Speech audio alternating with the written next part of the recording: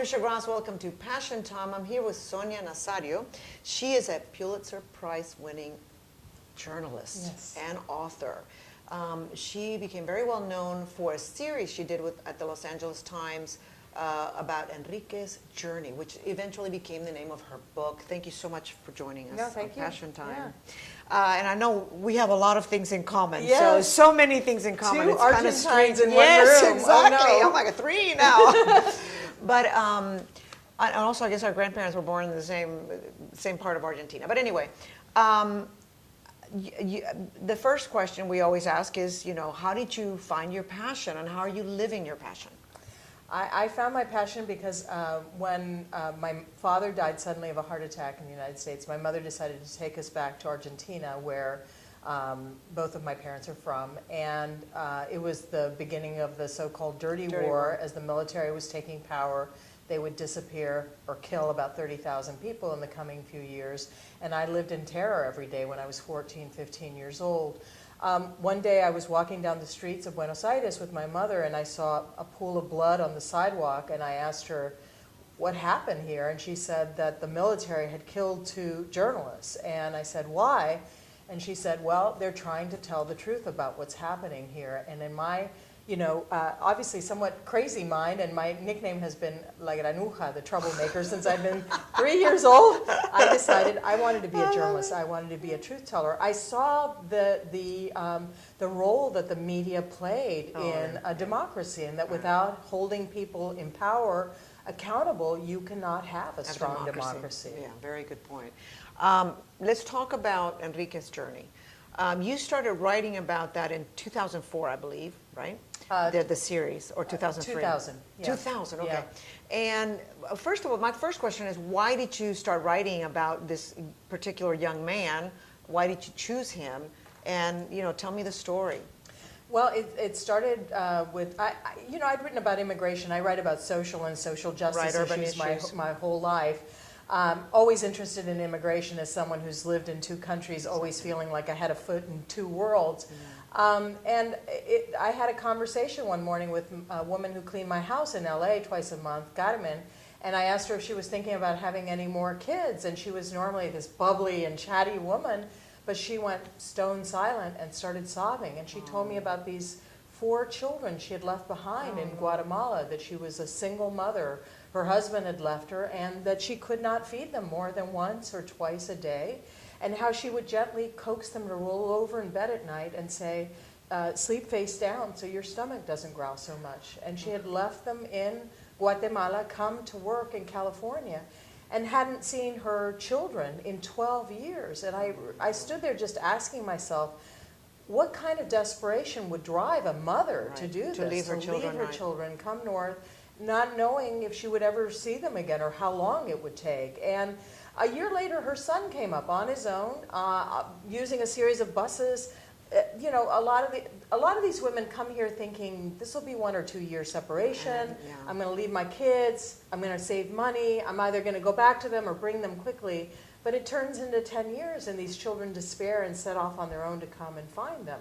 So I wanted to write the story, the new face of immigrants coming, single mothers, children following these single mothers to the United States. And there had been millions of these single mothers who had come to the U.S., and no one had written about this. Now more than half of those who are here unlawfully are women and children. And I thought that the majority were men, but there had been this huge shift in who was coming, and I wanted to tell that story. I thought it was an important story to tell. Now, you picked Enrique, though, for a particular reason. Tell me why. At the time, I wanted to write about these children coming from Central America. At the time, the typical story, 3 and 4 were boys entering the United States alone. So I wanted to write the story of a boy whose mother leaves, and then he comes on his own to find her, coming on top of freight trains through Mexico, which is the typical way children come, gripping onto the tops and sides of freight trains if they don't have any money for a smuggler. And so, I thought I would start with the child. I do immersion reporting, where I try to go with, hang out with people, because if I can put myself in the middle of the action, I can take my reader there as well, and it's the most powerful way, I think, to tell stories. Absolutely. So I wanted to start in Central America and travel with the child, but I quickly realized, if you're riding on top of freight trains and there are bandits alongside the rails, there are gangsters that control the train tops, there are a dozen kinds of corrupt police officers targeting these children and other migrants, and many of them are robbed, beaten, raped, killed along the way. They lose arms and legs to the freight train. I'm going to be constantly losing that 14, 15-year-old boy that I'm traveling with. I can't run as fast as a 15-year-old boy. So I decided to find a boy who had made it to northern Mexico. And I started calling all the shelters, churches on the Mexican side of the border, telling them, I'm looking for, 15-year-old was the average age ICE would catch kids coming in alone. A boy on train going for mom, what have you got? And a nun put Enrique on the line. And, he had been through so much. He had been traveling 2 months, almost beaten to death by gangsters on top of the train. He had experienced the worst and the best of this journey, and he was willing for me to tell his story. Yeah, and it really is a heartbreaking story. Because he really... I actually spent 2 weeks with him in northern Mexico at a shelter he was at. He was struggling to survive. And then I went back to Honduras, to his house, his grandma's house, and I did the journey exactly as he had done it a few weeks before. So I would spend 3 months traveling on top of 7 freight trains, 1,600 miles, and then because I'm stupid or crazy or I don't know what. Or you're a Pulitzer Prize-winning journalist. I did it a second time for 3 more months, so to reconstruct the things that he had been through. Yeah. And he finally gets to the United States, and then you find more stories about what's happening back home and what happened to him, which is that common, the fact that he became a drug addict back home because he missed his mother.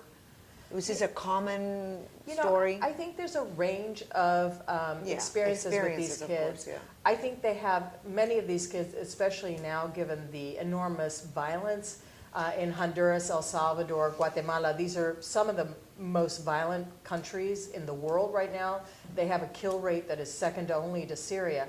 So I think many of these children have experienced enormous trauma in their home countries, and then many have horrible trauma on this journey. They have been raped or beaten or robbed or had terrible things happen to them before they arrived to the United States. And then there are the traumas of arriving here, where you have a mother that you haven't seen for 10 years, and you're missing that grandmother who is your real mom, who raised you, and you may never see again. And you're adjusting to a new stepfather and siblings who were born here, and a new culture, and a very, the most hostile environment towards immigrants since really the Great Depression. So there are all these traumas. I think Enrique in Honduras tried to numb the pain of not having his mother there, being passed from relative to relative, using sniffing glue, and he's found it hard to get away from that. But then yesterday, I met an extraordinary man who, 29 years old, he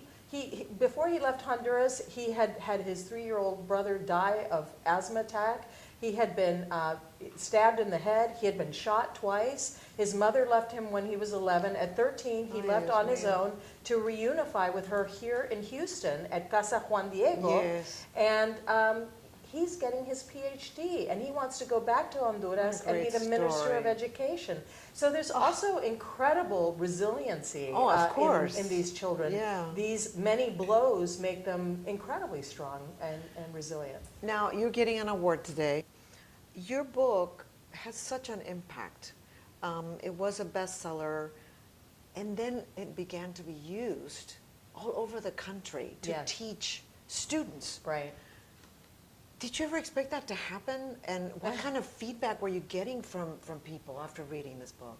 I think many educators, God bless them, they embraced it. They saw.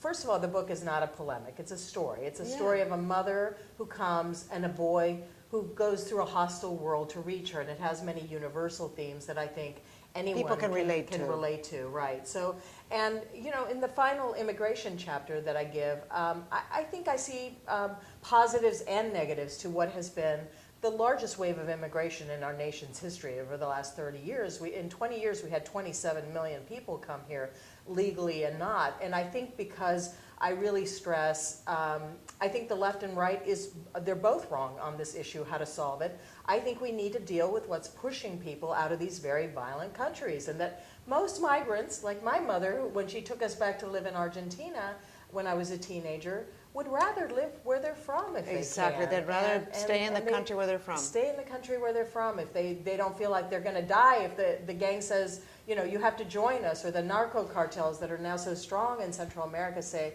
you're going to serve as a lookout for us, or collect war taxes, or kill people for us, or we're going to kill your whole family. That's why these children are fleeing these countries now. And so I think the solutions lie in trying to reduce violence in what are 3 or 4 countries that are sending the vast majority of people coming here unlawfully. Yeah. And they're coming for that reason. They're coming here because of the violence and Absolutely. because of the I mean, drug trafficking. the numbers coming from Mexico have declined. We have more Mexicans leaving this country than are so coming. people have they have no Overall, clue about that. That's right. Unlawful migration, I mean, we used to catch 1.5 million people in the 70s, 80s, 90s coming into the United States unlawfully. Now it's 200, 300,000, and most of those are Central Americans who are fleeing horrific levels of violence. Right, and I don't think people in the United States know this. They just think, oh, they're coming here for. They really should be called refugees, right? I mean, instead of they're undocumented immigrants, they're refugees. Right, they're running away from a war. And when I go to colleges, and the wonderful thing is that this has been selected by 100 universities now as a freshman read. Congratulations. Thank you. I went to Michigan State. They had 9,000 students read it, and many. You're not preaching to the converted. You're talking to kids who say, They email me every day. I was raised racist and anti-immigrant, to hate all immigrants. They forced me to read your book, and it changed my perspective. And they've gotten involved to try to better conditions in these countries. Students have banded together to build schools and water systems, and to build homes for single mothers, and to start microloan programs in these countries. So they've done incredible. They've lobbied for political changes in the United States regarding refugees. So yes. I've seen, so I'm very blessed that these educators have said, let's at least show students the other side of the story. Let's put them in the shoes of migrants so that they can at least understand before they hate, right? Yes. Very good point. And I'd like to for you to share, the name of the book is Enrique's Journey, but also how people can help, because I know you have a website. So let's give them your website and how people can become involved and help out. Sure, it's enriquesjourney.com, ENRIQUES, I'll write it no out. apostrophe, journey.com, and there's a how to help section, and you can decide if you want to help someone in your local community. You can be one of these welcoming groups for refugees that many churches have. As a refugee comes to the United States, you can provide that support system, or you can say, I'm going to help in Mexico, some of these shelters that help these kids as they migrate north. Or you can say, I'm going to work with some of these amazing programs in places like Honduras, El Salvador, Guatemala, that are trying to reduce violence, that are trying to educate more girls so they put off having kids until they're older and have fewer children. That has resulted in less migration from Mexico. And walls do not work. What works are these kinds of programs. Okay. Well, thank you, Sonia Nazario, for joining us, and Thank good you. luck, and congratulations on your award. I know you've won many. She's even won the George Polk Award. I can't mention all of them here. So great to have you. Thank you, Patricia. And make sure you check out the website, and we'll see you next time on Passion Time.